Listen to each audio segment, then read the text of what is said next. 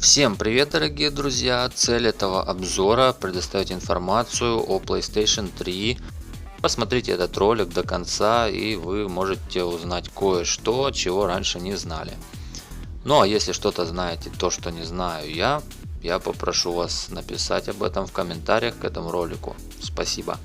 Подписывайтесь на мой канал, если вы хотите быть в курсе последних секретов, и делитесь ссылкой на канал с друзьями. Поехали! Какие PS3 можно взломать, прошить, джейлбрекнуть? Обойти или отключить уровень безопасности устройства и позволить вам устанавливать любые приложения или игры без каких-либо ограничений — это и есть тот самый jailbreak, он же взлом. По сути, взломанное устройство будет похоже на ПК, без ограничений на то, какие программы вы можете загружать и устанавливать, включая самодельные или оригинальные розничные игры на внешний или внутренний жесткий диск.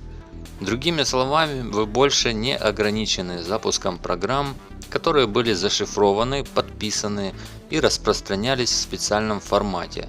Могут запускаться программы, которые не зашифрованы, не подписаны или не помещены в специальный метод распространения, диск Blu-ray или специальные загрузки PKG из PSN. Уровни безопасности для проверки этих ограничений можно обойти на взломанных устройствах. Есть два основных способа сделать jailbreak PS3. Это установка кастомной прошивки или же установка гибридной прошивки для активации HEN, он же Homebrew Enabler. На сегодняшний день, в эпоху эксплойтов, прошивке подлежат все модели PS3 и даже самые последние в линейке супер тонкие модели Super Slim. Эксплойт, HEN, HAN в двух словах и по-русски это набор программного кода, что позволяет каждому пользователю, не разбирая консоль, сделать магию на своей PS3 и играть в игры, установленные с флешки, компьютера или же с самой приставки. Также есть так называемые кастомные прошивки, например Ferox, Rebug и так далее. Такие прошивки не требуют активации эксплойта после каждого включения консоли. HEN же в свою очередь нужно включать после каждого включения приставки. В этом, пожалуй, и есть их ключевая разница при использовании. Суть кастомной прошивки и HEN одна – установка любых приложений или игр без каких-либо ограничений. Что делать, если на PS3 нет изображения? Вот купил ты PS3, подключил ее к телевизору и в сеть. Включаешь, но на телевизоре нет изображения. Аларм! Что делать? Стоп, друг! Не паникуй, не все потеряно. Выключи консоль, нажав на кнопку «Выкл», «Вкл» и дождись, пока индикатор не станет гореть красным светом. Теперь зажми и не отпускай кнопку «Вкл-выкл» до второго звукового сигнала. Будь внимателен. Первый сигнал будет сразу же при нажатии кнопки включения, но ты держишь палец и ждешь второго сигнала, и только после этого убираешь свой палец прочь от кнопки и начинаешь молиться на телевизор, чтобы он хоть блымнул для приличия. Если все сделал правильно, то ты увидишь знатную волновую заставку легендарной PlayStation 3. Как очистить PS3 без ее разбора? Когда выключатель питания PS3 находится в выключенном положении, зажми кнопку извлечения диска и снова включи выключатель питания, удерживая нажатой кнопку извлечения. Этот режим тестирования вентилятора позволяет убрать пыль внутри PS3. В итоге ты услышишь всю мощь, которую может выдать вентилятор PS3, а затем из консоли могут полететь тряпки, куски картошки фри, кучи собачьей и кошачьей шерсти и целый ворох пыли. Если этого не произошло, мое почтение, ты умеешь пользоваться консолью. Этот режим работает для моделей C, E, CH, G и выше. Как войти в сервисный режим PS3 Service Mode? Выключи консоль, нажав на кнопку «Вкл-выкл» и дождись, пока индикатор не станет гореть красным светом. Теперь зажми и не отпускай кнопку включения до тех пор, пока приставка вообще не выключится. Теперь зажми снова кнопку включения-выключения приставки и жди, когда консоль издаст два коротких звуковых сигнала. Сразу же после этого убираем палец с рук от кнопки и переводим свой взгляд на экран телевизора. Там должно появиться вот такое вот табло. Для работы в сервисном режиме понадобится оригинальный джойстик, подключенный кабелем к приставке. Как легко отключить джойстик DualShock 3?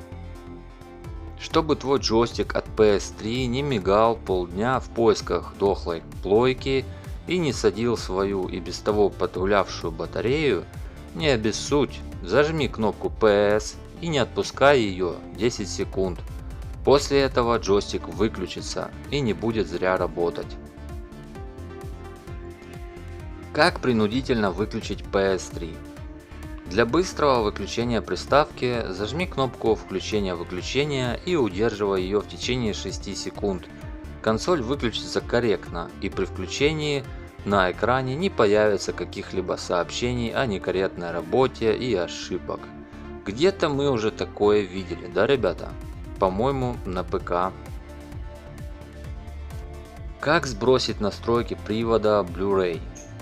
Для сброса настроек на приводе дисков зажми кнопку извлечения диска в течение 12 секунд, при этом приставка должна быть включена.